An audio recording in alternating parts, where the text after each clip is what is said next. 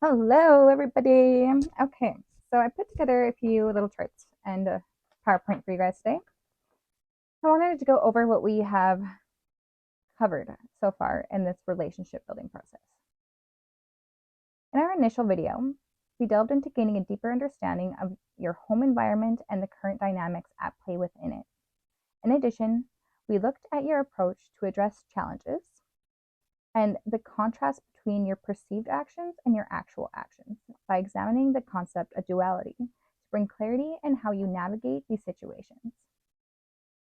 We concluded the initial video offering insights into cultivating self-awareness around your expectations, desires, motives, approach, and outcome. I encourage you to reflect on these aspects and then consider how you would react if someone were to mirror these behaviors back at you. Last but not least, we acknowledged to ourselves that it is possible our energy might be depleted, and that's perfectly all right. Remember, feeling this way doesn't imply that you're failing as a parent. Why did I encourage you to acknowledge this about yourself? I highly recommend embracing this notion entirely for your well being because it fosters self compassion, enabling you to honor your boundaries without succumbing to guilt over what you feel you should, would, or could have done differently. This prevents you from shutting down in the process. All right. In the second video, I guided you through an exercise where you stepped outside of yourselves, gaining firsthand insight into another perspective. By observing my behaviors, you were able to uncover my thoughts and how they correlated with my underlying needs. Additionally, you had the opportunity to witness a deeply ingrained trauma that subtly shaped a belief of inadequacy, stemming from a desire for a harmonious home, conflict free. Wrapping up this video, I touched upon what I refer to as the trickling of bullshit.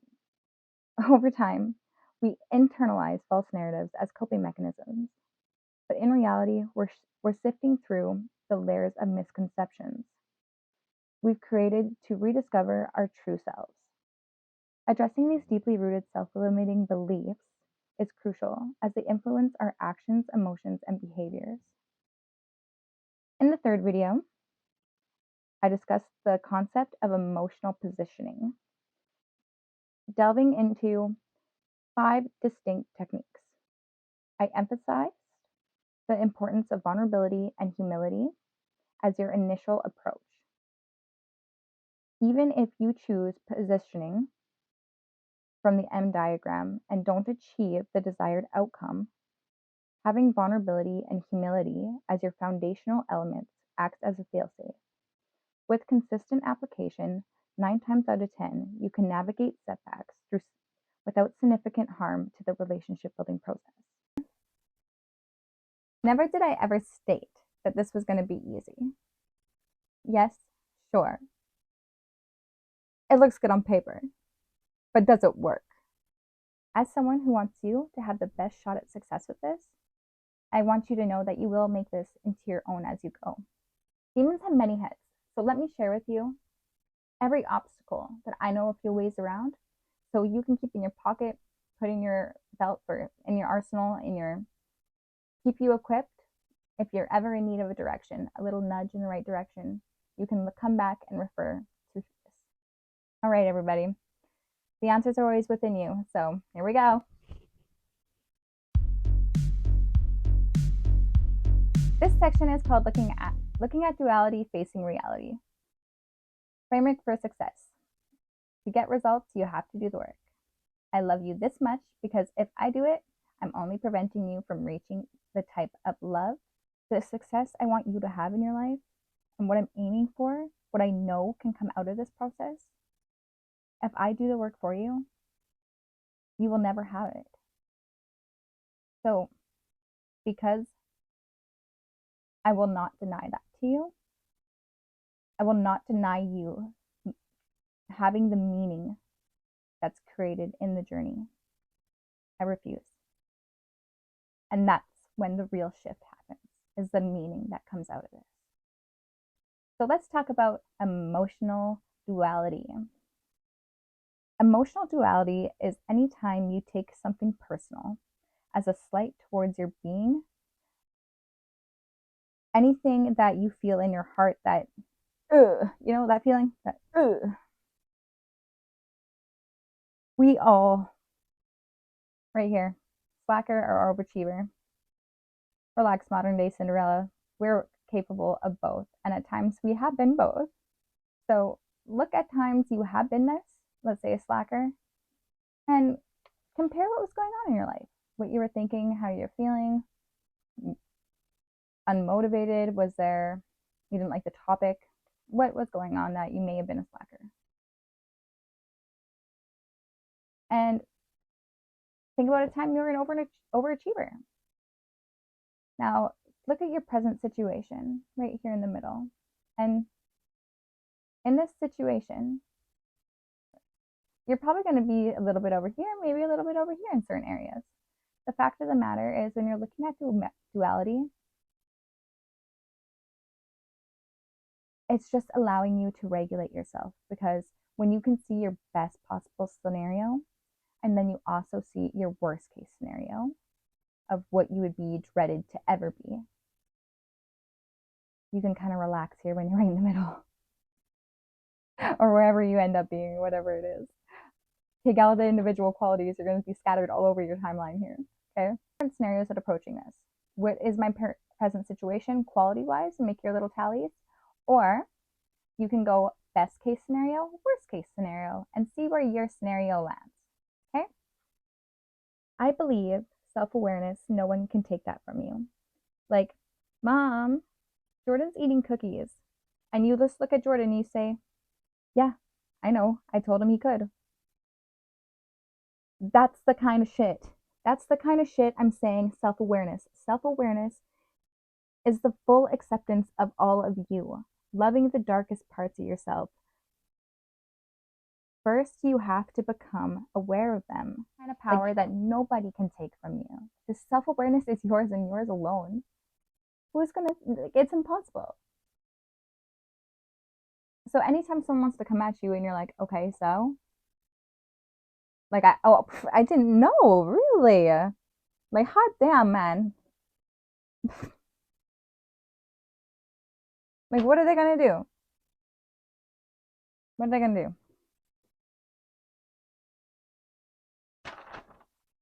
Get yourself some self-awareness. Okay, anyway, moving forward. Situational duality is within the home and circumstances. Within the home and circumstances, things that I would look at is parents gone drinking every night, or gone to work, or out most nights. So this is the duality of a environmental or a situation in the home. Fighting, name calling, and then you have the silent treatment. Now, these are two very different approaches, but just as much rage as a child can be left with here is the same kind of rage a child is left with here. And I witnessed this with my own eyes. I've talked to people about this who have been through it, and they still feel they have this standard to uphold to their parents, so they scream behind closed doors.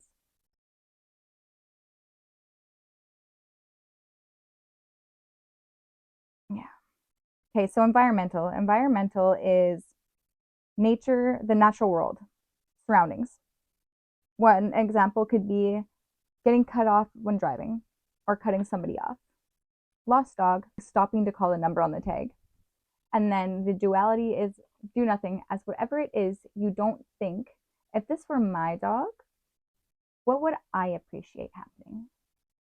Okay, so we look at duality because it's easier to face our reality. This allows us to emotionally regulate because we can see a scale and a spectrum. When you have the larger scale and spectrum that you can fit yourself in, you don't seem like you're that big of a deal.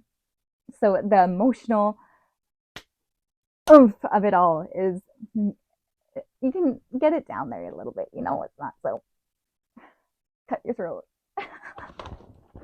Okay. Clarity of the facts helps you relax. Now see that 9 times out of 10, we have a deep-rooted trauma that we've been in denial of. The way I cope with this is being harsh and having the banter within myself so that I see the humor in my situation. Start tracking your emotional triggers. Quickly jot it down, the time, and let it go. To come back and reflect later. And the more you do this, the more you get into a habit. When you come back to reflect, what happened prior to the event? Focus on the behaviors. Try not to get sucked back into that emotion. Okay? It's called Who Am I? Do you make your own life harder? So I'm going to ask you a series of questions. What do you allow to bother you? What do you feel inside your body? I want you to give it a color. Throughout your day, what do you feel inside your body? Where do you feel it the most, and what color is it? Where do you carry your emotional tension? How do you know when you've released it?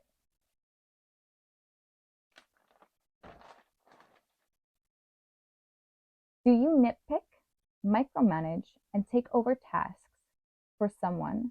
And if so, how often? The answers to the above questions will reveal your beliefs that influence your perception. Your beliefs will be where you go to transform, but I want you to focus on your perception. This is the area to focus on to see how you are showing up. You have your perception, and then you have your behaviors, your reactions. In between the two, you have your micro processes surrounding your surroundings and individuals. You're going to be analyzing your risk, your acceptance, and familiarity. Furthermore, about individuals, you're going to be assessing their intentions, their motives, and their demeanor.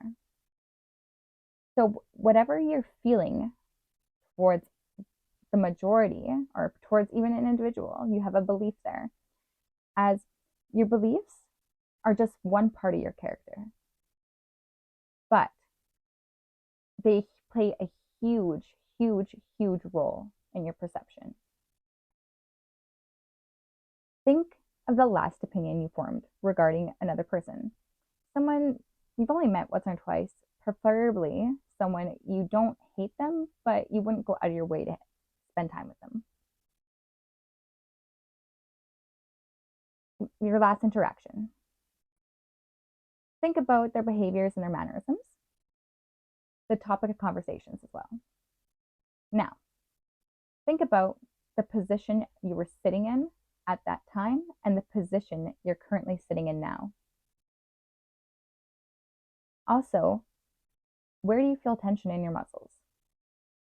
And how does your body feel?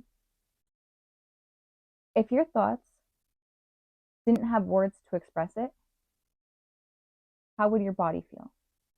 Think about it that way. My perception of XYZ mannerisms, behaviors were whatever you get there. It's going to be a feeling. It's going to be related to something, a sensation. Based off the answer, what does this say about your beliefs? As you can see, this is why I enjoy having the banter with myself, because I'd rather see the humor than less amount of guilt and shame that there's already an abundance of in this world. I would suggest following the same process for your situational, environmental, and emotional triggers that are going to be coming up, not with you and within yourself, and then external of you. There's two parts. There's you inside that you're going to have to deal with, and then outside as well. Okay. So now that we have clarity around all these areas, but last but not least, the duality. You get to face within yourself where your worst fears meet and your ideal reality. What are you willing to do and not do? What are you willing to put up with and not put up with? What are your non-negotiables? Okay. On your scale here with this one, what do you wish? What is the best case scenario that you want to come out of this? And then what is the worst case scenario? What is the best case scenario and your worst case scenario? To have the proper type of damage control, which will be the next video, you need to accept both realities and let it go. This will allow you to emotionally detach. So I'm going to read you something. Moments ago, I had an epiphany on this topic actually. And for me, I connect to the wisdom of life, as wisdom is the truth. In wisdom, there is meaning, as wisdom evolves from a detachment. The detachment of a judgment in your experience can be confused with the emotional connection. Feeling such as dread from an experience that we witness throughout our whole life, such as death. Attaching meaning to this feeling is like a loop of the mind, a prison, because you get stuck there. So detach from the judgment and you just let be. Only then will one see that detachment is true connection. I also went ahead and made some digital copies. If any of you would like to download them, I'm going to add them to my Facebook group for now. I do plan on getting it hooked up to my website at some point, but in the current moment, this is roughly what they're going to look like. So this is the communication, compassion, the roles and responsibilities. We're going to have like a beliefs matrix. I don't know why I threw a like in there. Yeah, liking it up. This chart clarifies your responsibilities, triggers, approach, accountability, and how to govern your communication as a family unit.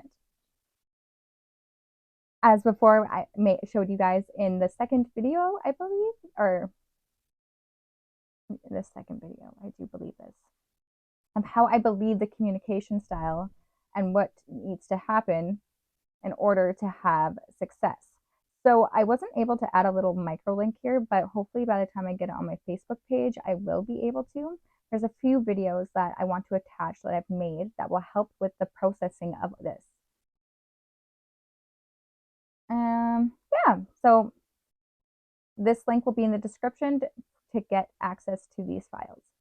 All right, the next video is going to be on damage control, and I want you to know the more clarity you have around yourself, the better you are at damage control, because you know yourself so well that, like I said, there's nothing getting around you. I want to say thank you so much for watching my videos. I also want to say thank you most of all to God and my angels for the assistance in creating these videos, because they make my life so much easier when it comes down to getting this information. God bless everybody, and ciao for now.